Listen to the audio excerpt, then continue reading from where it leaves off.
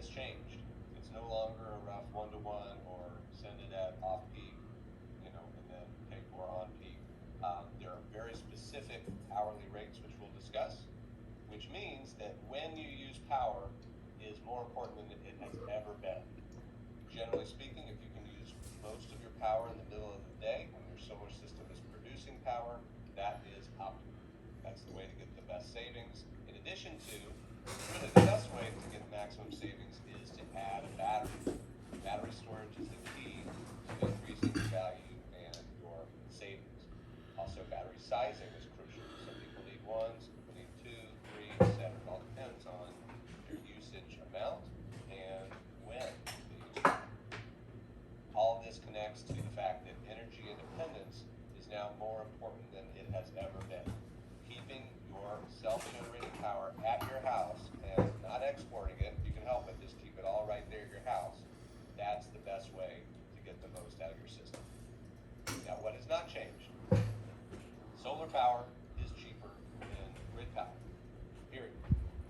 We're looking at about 10 cents a kilowatt hour for one of our systems over the life of the system versus what are people paying now? 30, 40 cents in the middle of the day, 60, 70, 80 cents at night during peak. Much, much cheaper to go with solar. Also, people hate the utility. In fact, it is increasing. The hatred is growing because the grid's falling apart. They're raising our rates more than they ever have, and they're turning off our power. People don't like the utility. They want to get away. Even after April 14th, they're going to need a solution. California has a mandate to adopt 90% renewable energy by 2035. That's very soon. Who knows what kind of incentives are going to be around the corner to incentivize solar. And again, people today have a problem that they need help solving. They don't care what their neighbor got. They don't care about some program that used to exist. What can you do for me today? Because I'm hurting, right? I can't pay these bills. Give me a solution. And of course, that's what we're going to do. All right, let's look at a similar test case, that being the state of Hawaii. So in 2015, Hawaii ended net metering. You could no longer send your power to the grid. So it was actually zero export. So forget lower export, just no export at all. And a lot of people thought solar was going to have a major decline. But what happened? People kept going solar like crazy. In fact, Hawaii has more solar per capita than any other state in the United States. Why? Well, the Hawaiian utilities are very expensive and they keep raising their rates like crazy, just like California is doing. So people have to find another way. They have to find another solution, and that has been solar, and in almost every case, solar plus storage. So it did not stop solar. In fact, solar grew dramatically. Let's look at what's happening here in California. It is nuts. So over the last 23 years, we've seen a 166% rate hike across California and 50% growth, or increase, I should say, just since 2020. 50%. It's absolutely bananas. More recently, let's actually look at this slide here. PG&E last year went up about 17%. SoCal Edison went up 14% combined. SDG&E 16. Very aggressive rate hikes. Let's look at what they're planning for the future.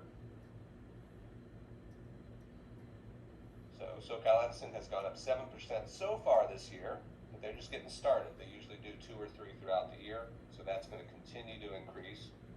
PG&E is expected to go up 32% by 2026, and SDG&E, totally insane, they have requested nearly 50% rate increases over the next 4 years. Wow. Okay, now let's talk about the new net metering credits. As I mentioned, they have different rates for every single hour of the month, and then those change month to month. These range from a fraction of a cent all the way up to $3 a kilowatt hour for an average of about 5 cents. Notice, however, in September, in the evening, around 6 or 7, you get some really big rate amounts. almost $3. So if you use your system and you use your energy wisely, you can send some of your battery power perhaps out to the grid, and you can get some really high rates. In fact, solar graph is optimized to export at these times, and the Enphase batteries and most likely Powerwall as well is going to be set up to export at those times. Again, assuming you're not using too much energy at your house. If you can export during that time, you're making money. Now, once people go solar, they're going to be locked into this rate schedule for 9 years, and those rates are going to generally increase every single year. So the return is going to get slightly better as we move forward.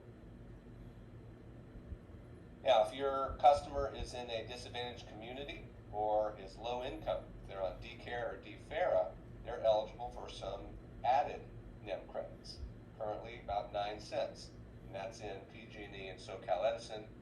There are no adders in San Diego. These amounts are based on the year they're installed, and then they decrease in the coming years. If they sell their house, these adders do not apply to the new homeowner.